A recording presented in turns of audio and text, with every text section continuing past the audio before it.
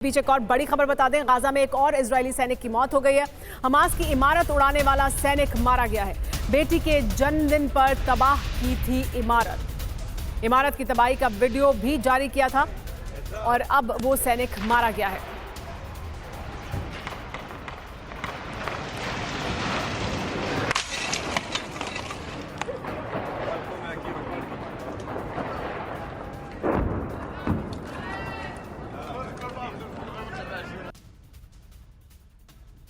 देखिए, ये सैनिक जिसकी तस्वीर हम आपको दिखा रहे हैं इस वक्त, यही वो सैनिक है जिसने पहले वो वीडियो जारी किया था जिसमें उसने कहा था कि बेटी के जन्मदिन पर हमास की एक इमारत को मैंने उड़ाया। वो वीडियो भी जारी किया गया था। अब ये जानकारी मिल रही है कि इजरायली डिफेंस फोर्स के सैनिक की मौत हो गई है। लेकिन वही हमास भी हमले कर रहा है जहां संभव हो पा रहा है उससे। हमास ने गाजा में एक स्कूल को उड़ा दिया है। इज अद्दीन ब्रिगेड ने यह विस्फोट किया। विस्फोट में आईडीएफ के 10 सैनिकों की मौत हुई है, यह दावा किया जा रहा है। स्कूल में सर्च ऑपरेशन के लिए गए थे सैनिक और बाहर से स्कूल पर हमला किया गया, स्कूल ही उड़ा दिया गया। स्कूल में हमास ने पहले से ही विस्फोटक रखा हुआ था। जैसे ही यहां पर पहुंचे इजरायली डिफेंस फोर्स के सैनिक, ये विस्फोट कर दिया गया जिसमें 10 सैनिक मारे गए। गाजा युद्ध में 5 और इजरायली डिफेंस फोर्स के सैनिकों की मौत हुई है। ग्राउंड ऑपरेशन के दौरान गई है इनकी जान। हमास के पलटवार में सैनिकों की मौत हुई। दक्षिण गाजा में 4 इजरायली सैनिक मारे गए। 7 अक्टूबर के हमले में घायल एक सैनिक की भी मौत हो गई। तो इजरायली डिफेंस फोर्स द्वारा जानकारी दी जा रही है। इजरायली डिफेंस फोर्स के वो तमाम सैनिक जिन्होंने अपनी जान गंवाई है। हमास के पलटवार में सैनिकों की मौत हुई है। दक्षिण गाजा में 4 आईडीएफ के सैनिक भी मारे गए हैं। तो किस तरह से गाजा में इजरायली डिफेंस फोर्स के सैनिकों की भी मौत हो रही है, उसका क्या आंकड़ा सामने है, उसकी क्या जानकारी सामने, देखिए वो भी आपको बता दें। गाजा युद्ध में अब तक 97 इजरायली डिफेंस फोर्स के सैनिकों की मौत हो गई है। हालांकि हमास ये दावा करता है कि इससे कहीं ज्यादा सैनिकों की मौत हुई है। 2 मेजर और 3 सार्जेंट की जान गई है।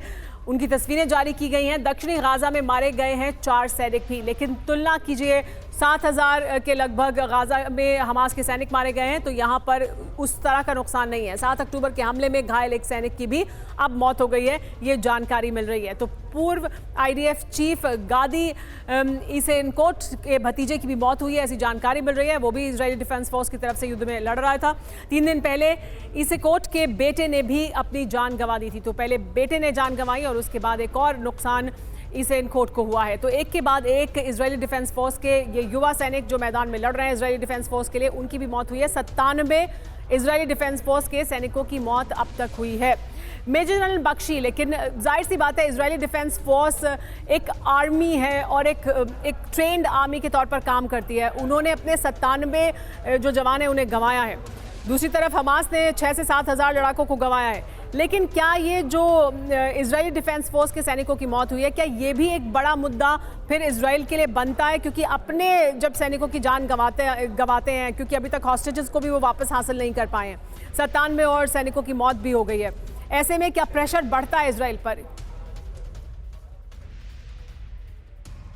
बिल्कुल बढ़ता है। देखिए, इजराइल की पॉपुलेशन 10 मिलियन के करीब है, तो उसमें जो 97 का आंकड़ा भी बहुत बड़ा आंकड़ा है।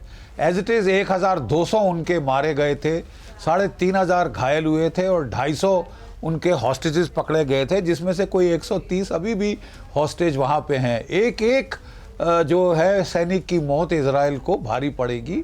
उनकी पॉपुलेशन बहुत लिमिटेड है, नंबर 1। इजराइल का अब इस वक्त अटेम्प्ट है कि वो कमांड एंड कंट्रोल एट्रिशन करे हमास के ऊपर, और उनकी जो टनल सिस्टम है उसमें पानी फ्लड करके उसको वहाँ पे तबाह कर दे या उनको बाहर निकलने पर मजबूर करे, जहाँ पे कि वो मारे जा सकें। पीछे भी खबर आई थी कि वो शनिवार को एक टनल में देखा गया है, तो उन्होंने समुद्र से टनलों में कुछ पानी फेंका।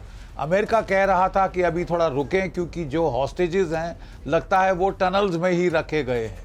तो जब तक वो ना उम्मीद नहीं हो जाते हॉस्टेजेस को वापस लाने के लिए, वो टनल में पूरी तरह वार नहीं कर सकते। उनकी कोशिश रहेगी कि अभी भी किसी भी तरह हॉस्टेजेस को निकाल ले, लेकिन उनका कहना यह है कि प्रूफ ऑफ लाइफ नहीं दिया है हमास ने कि वो जिंदा भी हैं कि नहीं, या ऐसे ही उनका नाम लेके वो ऑपरेशनल पॉजेज लेने की कोशिश कर रहा है। तो इस इंटेलिजेंस पे इजराइल काम कर रहा है, और जैसे ही उनको कंफर्म हो जाए कि कोई और हॉस्टेजेस नहीं रह गए तो वो पूरी टनल्स को फ्लड कर देंगे। तो पूरी और आक्रामकता के साथ आगे बढ़ेंगे, टनल्स को पूरी तरह से खत्म कर देंगे। टनल्स को वैसे भी इजराइल खत्म ही करना चाहता है, उसका बड़ा ऑब्जेक्टिव है ये कि टनल्स को पूरी तरह से खत्म किया जाए, क्योंकि वो एक लाइफलाइन की तरह काम करते हैं। देखिए, लेकिन जंग जबालिया के बाद अब बताएंगे आपको कि लड़ाएगा हूती, लड़ेंगे क्या अमेरिका और ईरान, इसके बारे में भी बात करते हैं। देखिए हिजबुल्लाह की, लेकिन इस बीच एक बड़ी खबर आ रही है। हिजबुल्लाह की इजराइल को बड़ी धमकी सुनने को मिली है। अपने सैनिकों की गिनती कर लो कहा है हिजबुल्लाह ने। बुरकान मिसाइल से इजराइल पर बड़े हमले की धमकी दी गई है। मिसाइलें इजराइल की सीमा तय करेंगी, इजरायली सैनिकों की मौत तय है कहा हिजबुल्लाह ने। हिजबुल्लाह ने कहा है कि अपने सैनिकों की गिनती कर लो, बुरकान मिसाइल से हम बड़े हमले करेंगे और मिसाइल तय करेगी कि इजराइल की सीमा कहां तक है। हिजबुल्लाह से जुड़ी एक और बड़ी खबर आपको बता दें। हिजबुल्लाह का धमकी भरा वीडियो सामने आया, चेतावनी के बाद वीडियो भी जारी किया है। वीडियो में इजरायली सैन्य बेस पर हमला दिखाया गया है कि कैसे हिजबुल्लाह हमले कर रहा है। रॉकेट लॉन्चर से हमले की चेतावनी दी है। अत्याधुनिक हथियारों से हमला दिखाया गया कि कैसे हथियार हिजबुल्लाह के पास मौजूद हैं जिनका वो इस्तेमाल कर रहा है।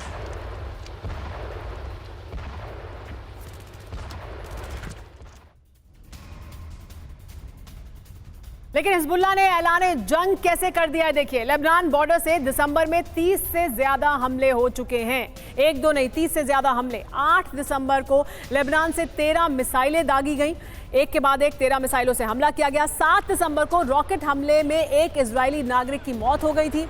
6 दिसंबर को क्या हुआ बताएं। हिजबुल्लाह ने 10 से ज्यादा रॉकेट दागे थे। 5 दिसंबर को लेबनान से ड्रोन अटैक किया गया था। किस तरह से लगातार हिजबुल्लाह बढ़ा रहा है अपने एक्शन को। 4 दिसंबर को माउंट डोव इलाके में रॉकेट दागे गए थे। 3 दिसंबर को बेत हेलेल इलाके में इजरायली बेस को तबाह कर दिया गया था। इस तरह से हिजबुल्लाह लगातार अपने हमलों को बढ़ा रहा है। आगे बढ़ने से पहले एक और बड़ी खबर आपको इस वक्त बता देते हैं। हूती करेगा सभी देशों के जहाजों पर हमले, कह दिया गया है। इजराइल जाने वाले जहाजों पर अटैक होगा, यानी इजराइल जाने वाला किसी भी देश का जहाज अब हूती के निशाने पर होगा। हूती विद्रोहियों ने दी है ये बड़ी चेतावनी। इजराइल से डील करने वाले हमारे दुश्मन हैं, यानी सिर्फ अब इजराइल के जहाजों पर नहीं, अब उन तमाम जहाजों पर हमला होगा जो इजराइल की तरफ जाएंगे। इजराइल को लेकर ये बड़ी धमकी दी गई है हूती द्वारा। एक और बड़ी खबर, फ्रांस के वॉरशिप पर हूती ने हमला कर दिया है। एफएस लैंगडोक पर हूती ने ड्रोन अटैक किया है। लाल सागर में यमन तट के पास था फ्रांसीसी फ्रिगेट। फ्रांस ने हूती विद्रोहियों के ड्रोन मार गिराए हैं। लेकिन देखिए किस तरह से अब अपने दायरे को और हमलों को बढ़ा रहा है हूती। एक और बड़ी खबर, लाल सागर आने वाले जहाजों पर किस तरह से खतरा बढ़ गया है। हूती विद्रोहियों ने एक बार फिर से धमकी दी है। बाब अल मंदब में घुसे तो खैर नहीं, ये कहा है। इजराइल जाने वाले जहाज को हम अपना निशाना बना लेंगे, यानी कोई भी जहाज जो इजराइल की तरफ जाएगा अब वो हूती के निशाने पर होगा। लेकिन क्या बात यहीं खत्म हो जाएगी या फिर इसमें अब आमने सामने आ जाएंगे इजराइल और अमेरिका भी? क्या हूती की वजह से अमेरिका और ईरान आमने सामने आ सकते हैं? हम फिलहाल रुक रहे हैं, कुछ देख लें। फुल एंड फाइनल में आज के लिए इतना ही। हमारे साथ जुड़े मेहमानों का भी बहुत बहुत शुक्रिया।